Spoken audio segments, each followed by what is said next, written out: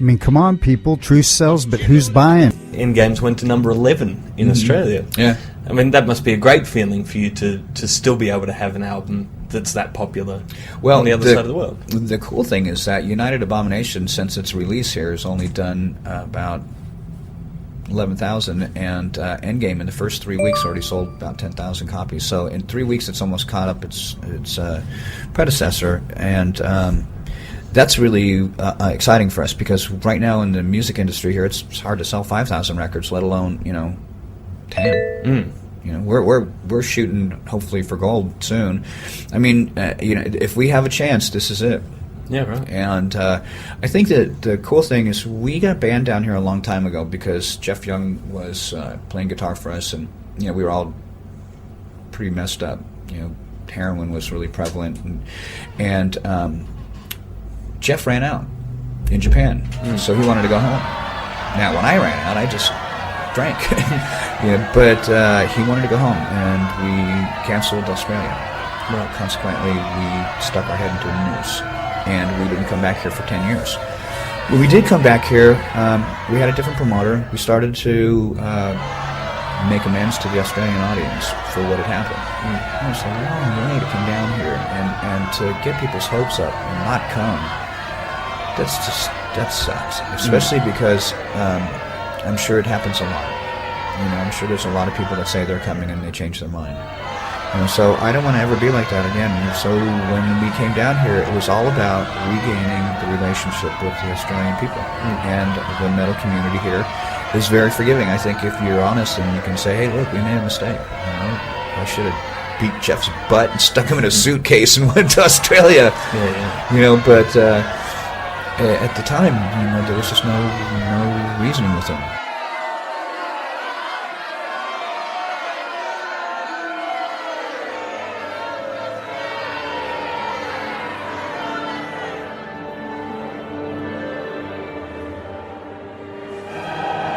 So what I want to do is just read the letter in a neutral space, no inflections, and then we take it from there. How's that sound? Cool? All right, so it's taken me a while because this letter was forwarded like November 27th, and I apologize. I wasn't taking my time to respond or being lackadaisical, but I had a strange roommate situation where I'm living with a patron in Texas right now. That's a story for another show, and it's been covered on other shows. But again, I want to just sit with the letter, and so that was the date of the November 27th, 2017. It was forwarded to me by Dave McRobb from Megadeth.com. And it reads as follows. Jeff, I know our relationship has been good, then bad, then good and bad again, and I want to say I'm sorry, and I'd like to make things right. I have something else very serious to bring up now too, okay? We are being considered for the induction into the Rock and Roll Hall of Fame in the next year or two. And I really, really want you to be there with me when we do. I understand if you cannot forgive me, and that is something else I wanted to discuss with you. I'd rather do it in person. In the event I can't see you soon and the induction happens before we can meet, I need to apologize to you for disclosing our secrets after we broke up. Jeff, I know you know I was hurt, and honestly, I know us breaking up hurt you too, although I'm sure it was a relief in some ways for you too. I was afraid we couldn't find someone as talented as you, and I honestly missed our good times. I was also very intimidated by your incredible guitar skills. I'm sorry if I remember things differently. I truly thought what I said was correct, and maybe Dave and Chuck could help remind us of what happened. I never meant to hurt you or your career, and I have tried to make up for it with positive comments since I upset, period. I know it doesn't matter as much as my apology does in making amends for whatever I've done that I'm not aware of. I also have a radio show. I've been playing a lot of So Far So Good So What, and I wondered if you had any stuff you'd like played. Yeah, I'd like you to play Monsoon. I think that's for sure heavy enough, mate. Why don't you give that a spin? I'll send that over to Dave McRobb at Megadeth.com. As soon as we know, we will want to confirm with the alumni, and I'll make sure you get in and out quickly and safely back to Florida. Okay, I haven't lived in Florida 8 years. I've been in LA for the first 2 years of the show, and 5 years almost in Vegas and Colorado, and here I am in Texas. Then the letter closes with, Jeff, I was healed from Metallica with loads of therapy, and when they went into the Rock and Roll Hall of Fame and didn't let me be a part, everyone knew Lars was behind that. I promised myself after that happened to make amends to my guys and for us to be together on that glorious day. Sound good? Dave Mustaine. All right, so Kat, you write me a letter like that after going down there years ago and doing that? How cowardice is that? Pushing that disinfo. How shameful.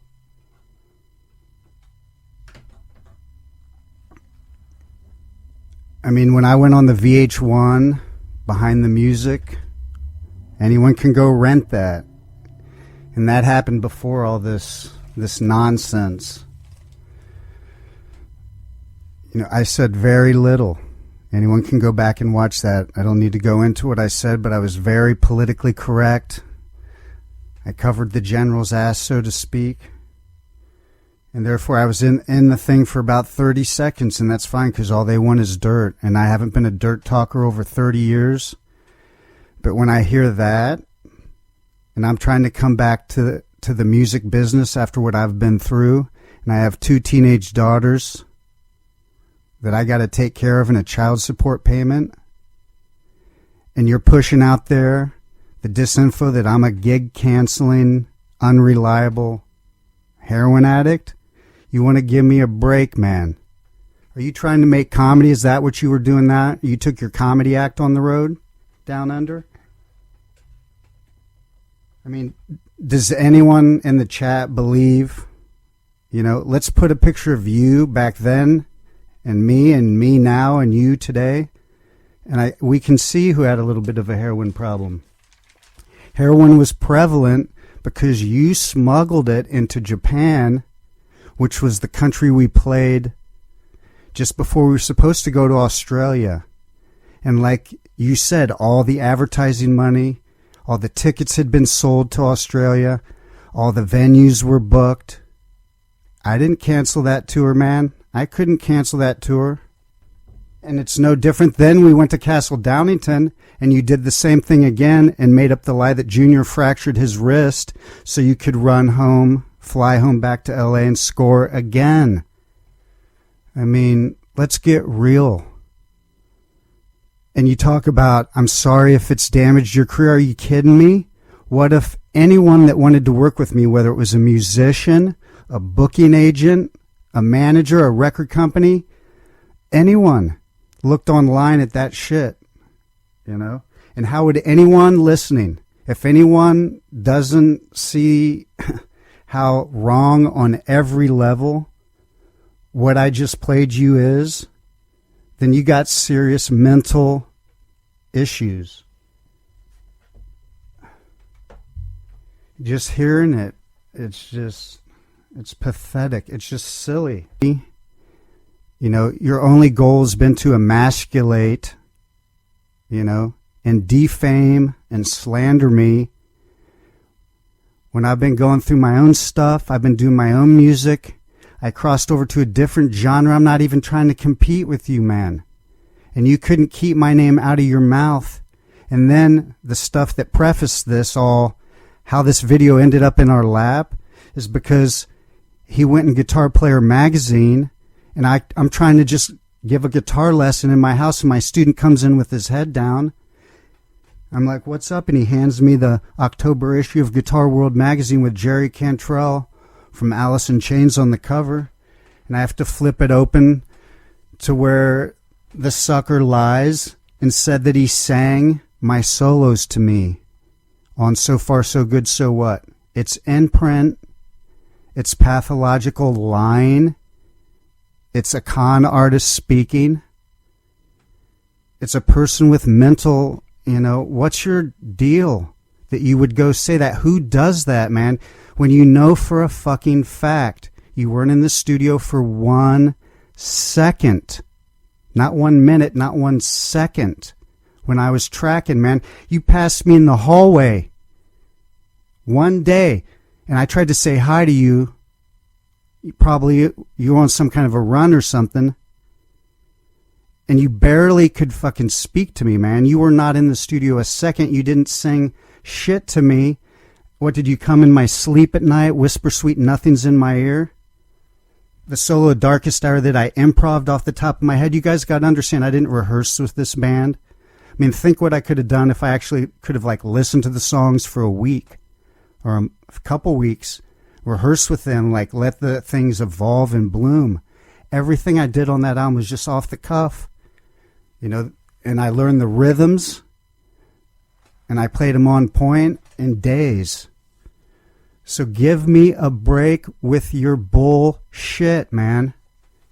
And it's the last time I'm going to say it. And if you ever want to talk to me, you're going to make right, especially about the lie. You went down to Australia when I had already gone down there with my G. We did a whole huge, beautiful tour thanks to Polygram Down Under, Down Over, wherever they are. And you go down there besmirching my name, slandering my name,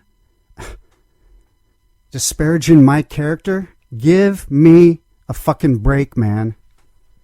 And excuse my French. Who would react any different? You heard it. It's just there, man. So you're going to take back. I don't see any of that on your Megadeth timeline. You seem to have such a great memory. But again, I'll put my memory, since I was the nearly clean one. Man, I didn't even smoke pot. I didn't drink coffee. I didn't drink wine. I took a couple sniffs here and there. You guys were getting FedExes of heroin at every hotel. You smuggled 12 balloons into Japan before Australia, man. You had that all to yourself. You ran out of heroin. You sent the Japanese crew, those humble, innocent Japanese cats over there, out to get absinthe because you were the one jonesing so hard, and you didn't want to go to Australia without the smack. So you called off the tour, and then you go down there. Did you think no one would ever, the word wouldn't get back to me? You just get back in their good graces after being blackballed for 10 years, that you can go down there and just toss my name under the bus? Who out there, come in the chat if you want someone that you've worked with treating you this way. When you're just trying to do your thing, I'm practicing as hard as I can to come back. I'm working, taking care of everything I can, and doing it all by myself because I don't want a manager, a booking agent. And again, pardon my French, but I haven't heard that, hellacious spew of nonsense.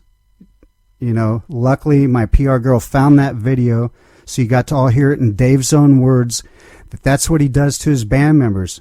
And that's not the only lie he's told about me, and that's not the only lie that he's told about other members, and that should give you just some idea of what time it is and where we're coming from. Anyone wants to take his side after that, you're a lost cause. Because you don't do that to people. Any of my past stuff, I appreciate everyone, saying their best wishes about my father and my mother and my own cancer in the chat. But regardless, even if I was the healthiest person, you don't do that to a person. I've never said anything like that as, just underhanded about anyone. You know, I'm a truth seeker and I'm a truth speaker, and anyone that's listened to this show for any amount of time over the past 3 years knows how much I've tried to do to help others and help my fellow musicians. And you're like a brat. You're like the brat kid in the sandbox who can't share his toys, who can't share his credit. You know, you already started Metallica, and I've always told people in every interview I stuck up for Megadeth, and I said they're more progressive, better songwriting, more cutting edge, more musicianship. You had that. You created Megadeth. You came back from everything that went down with Metallica. Man, everything that you did is enough. Enough that you can share the credit with all the people who stood on that stage, who stepped in the studio with you. I came in the last 2 weeks, and you guys were all treating me like Superman, like I was the big hero that came in and saved the day, because I was throwing those solos down like nothing, like I learned Chris Poland's solos, Wake Up Dead in 20 minutes, in your living room, and Junior's over in Silver Lake, and you weren't there either. Even when I did that, that was Chuck and Junior, because you were in your bathroom doing whatever you were doing. I'll let the listener's imagination run wild. But give me a break, man. You don't treat someone like that, and that's the least. I could just keep going. But I'm going to take a break and play a couple more tunes. Come in the chat. Come at me. Give me a break. Any of Dave's ball washers that's going to try to come at me and say that that's in any way, shape, or form the treatment I deserved after the way I threw down on that album and that tour. They gave me this tape, a cassette, 60 seconds of this song. I didn't even get to hear the vocals of Darkest Hour. I didn't hear shit. They gave me 60 seconds. They said, start here, end here, see you tomorrow. And this is what I threw down. And there it is. And there you have it. And there it is. So thanks everyone in the chat. Stay with us. We got plenty of show. I think we've dispensed for the most part. I mean, letting the music do the talking is always my best course of action. That's always my advice, and I think I've said enough and shown enough. I could always say more. You know, I could address the Diana thing, and I'll address that more personally with you, because to totally clear my name, and I can do that easily, but I wouldn't come out and stoop to that level, because it would be exposing some very dark stuff. And I want to say, for the record, just for everybody, that Diana and I were friends all through the MySpace era. She friended me, and she married a great guy from Capitol Records. He was one of the head executives, and unfortunately he got sick. He also got cancer, and I lost touch with Diana. But we were great friends. Her brother wrote me a letter during that era, thanking me for standing by and protecting Dave and Diana's little secret. They could easily clear my name. But I want to, ask you, Dave, straight out, how do you think I ended up on the phone with Diana? Huh? Because I didn't have her number. I didn't know where she lived. She didn't live with you. Wonder how we end up on the phone together. Must have been that she got my number while you were passed out on one of your drug binges, huh? And she just called to talk about you, man. She was so upset. We were all afraid you were going to die, either in your sleep or standing in your bathroom where you were freebasing 24/7. We were already rehearsing Holy War's Punishment Due. We were rehearsing Polaris on tour when we were opening for Dio and Maiden. And Junior and I had worked up a couple great new songs that would have probably ended up on Rest in Peace. And I'd go over there in the afternoon one day and we'd work, and you'd be in your bathroom freebasing the entire time. You'd never stick your head in, not even to sing me a solo, buddy. I'd come back 24, 36, 48 hours later to work with Junior again, and you'd be in the bedroom standing by your bathroom sink doing the same exact thing that you were doing last time I was there. Maybe it's some of my licks that might have whistled through the door, ended up on some of your future albums. I really haven't listened. I listened to Rust in Peace, but I kind of lost contact. I was into other music, and hopefully you got guys and the folks who miss it can go back and listen. You know, I wanted to share some of the stuff I'm into, some of the other stuff that I'm playing, you know. Music without boundaries, right? It's important to play all styles, and Steve Morse, Alan Holsworth, those kind of players I always looked up to. And I'm trying to stay clear on that side of Guitar Alley, and I don't like being drug into this kind of stuff, but when the letter came and a lot of feelings came back, and I've addressed this, but I've never had the opportunity to really. I get so many questions from folks. I've heard so many stories, and I could do 5 more shows, but I've turned down 2 book deals. I'm gonna put out an autobiography. It'll be a lot of truth on a lot of subjects. Megadeth will be a chapter or 2.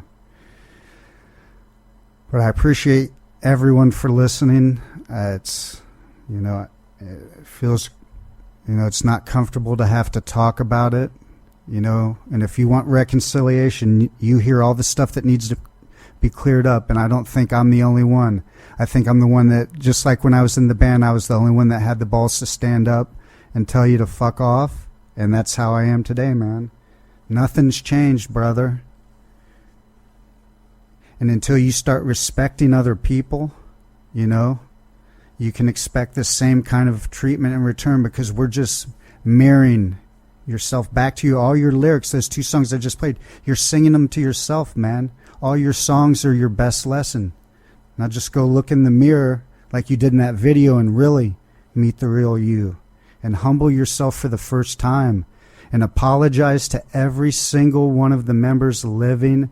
And how about Nick? You came out when he passed. Do you want to give me a break acting like you're his buddy when I know for a fact, because so many people, including his manager, his fans, who saw you when he tried to come up and say hello to you when you were at your autograph signing at the NAMM convention a few years back, you had him escorted out of the booth. You shoot him away. You couldn't say hey to him.